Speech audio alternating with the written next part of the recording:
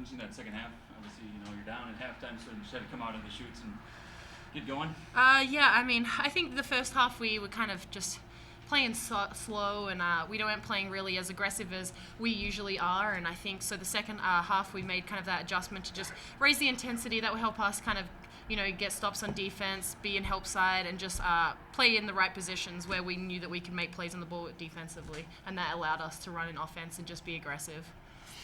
You weren't going to let this one extra game in the dome be a loss, were you? Definitely not. It kind of felt like last game was supposed to be the last game in the dome, so then to have another chance, we didn't want to go out with a loss. So I think that the last quarter, I think we kind of played hard and gritty as our kind of whatever the word is for it. That's our kind of theme this year. So I think we did that, and that's managed to get us a win. Seemed like every time it looked like you guys were going to break away, they kind of came back even when you did start playing better in the second half. Over the last 3 or 4 minutes, was there anything in particular that stuck out as being a difference maker for you?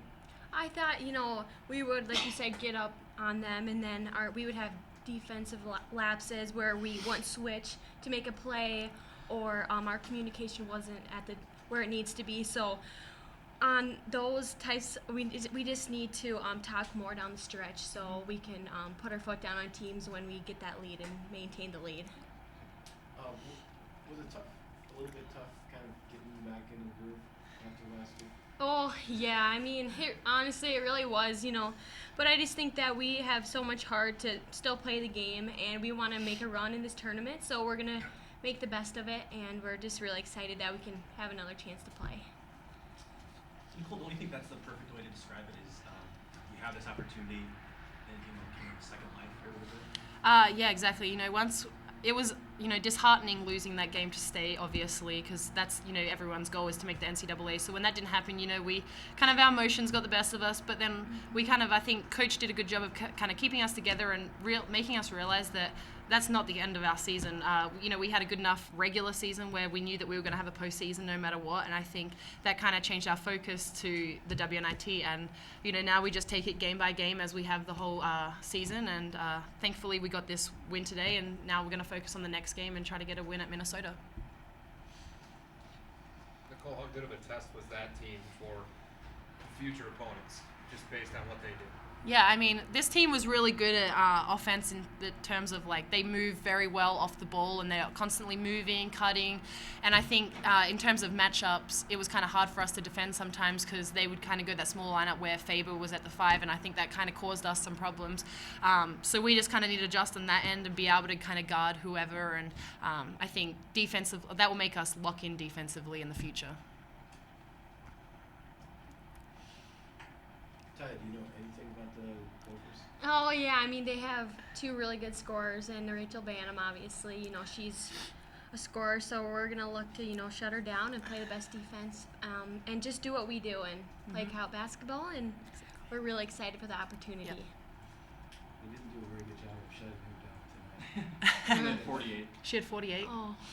Well, I think it's going to be a team thing on her. It's never going to be just one-on-one. There's 5 people out there on their team and our team, and I think if we can play kind of team defense, which is when we play team defense, that's when we win games, and I think that's exactly what we need to do. We need to focus on the scout, player tendencies, and even if she's going to score over some good defense, then that just is a credit to her. But we'll go out there and play hard and see what the result is. Obviously, the men went up there, so it's a little pressure for you guys now. Take that on now, but I mean, obviously, you're still playing, so keeping your season going, like you talked about earlier. Yeah, I mean, that was obviously a good win for them, and so now we just need to go up there, and hopefully we can make 2 South Dakota wins up there, and we'll see.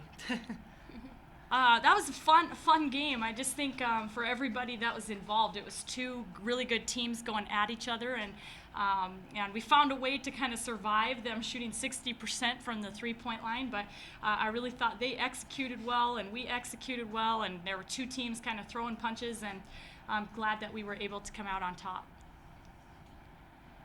Did you sense a little bit of maybe urgency in the seniors down the stretch to really kick it in gear? Yeah, I think so. I mean, we wanted this bad for those seniors, and we spent quite a bit of time talking about that before the game. And at halftime, we talked about, you know, this potentially being the last 20 minutes that we had here in the Dome and on this court and in front of our fans, and so leave it all out on the floor, and they did. How long did it take for them to go with disappointment, the last loss to really get refocused for this game? It's been a struggle, and to be honest with you, I think it's been different for everybody in our program. I mean, some people can shelve things quickly and move forward, and others just are really have a harder time with that. And so it was something that we've kind of had to work through, and we've spent a lot of time talking about that to try to get everybody on the same page with being able to move past the disappointment of losing in the Summit League Championship game, but figuring out that we have another great opportunity sitting in front of us, and the quicker that we can refocus ourselves towards that, the more special that can be, and the better that we can take advantage of that opportunity. Talk about matchup with, a player like Faber, obviously 6'11" from 3. She's got to be a tough matchup for your team. She's a heck of a matchup, and just a freshman. I told Coach Love, who's kind of in charge of scheduling, let's keep that in mind when the talks with Creighton ever come up for the next 3 years, because certainly she's going to be a tough, a handful for all of their opponents over the next 3 years. She's just a special talent, a great basketball player, and she can step out and shoot the three. But she can go off the dribble. She's got great footwork. I mean, she just can do a lot of things.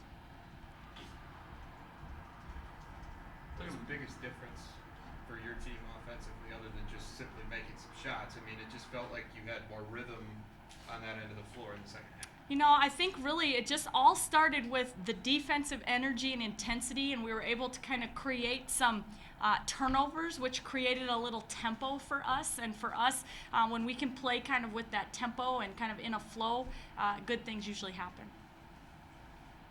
Talk about the play of Caitlin Duffy, Coach. Obviously, the first half was a big coup for her to heading into halftime.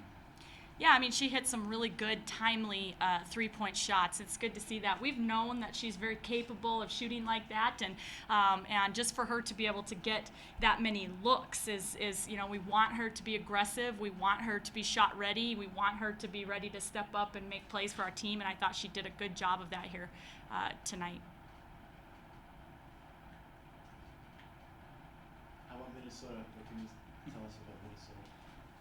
I heard Rachel Banham had 48 tonight. So, I haven't watched any film yet, and there's, my staff has been divvying up anybody that we could potentially have for opponents in the last couple days, and I know that it'll take a team defensive effort. It's not like Rachel Banham is the only thing they have on their team. They've got some other really good players, Carly Wagner, and we're familiar with their roster. We've seen some of those kids in the recruiting process and things, but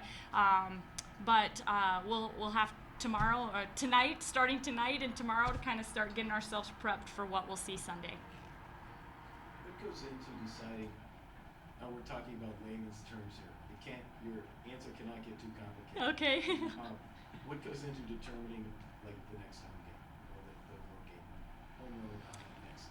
With the WNIT, there's a bidding process that goes into it, and then also they take into account attendance and how many tickets were sold for tonight's game, and what your attendance was all year round, and scheduling and facility availability, and it's kind of difficult when you can't plan months and months in advance to host events and stuff. So facility availability, I know that's one reason we'll probably play Sunday, is high school state tournament is going on in Minnesota and in their gym on Saturday, and so there's lots of things like that go into the ultimate decision.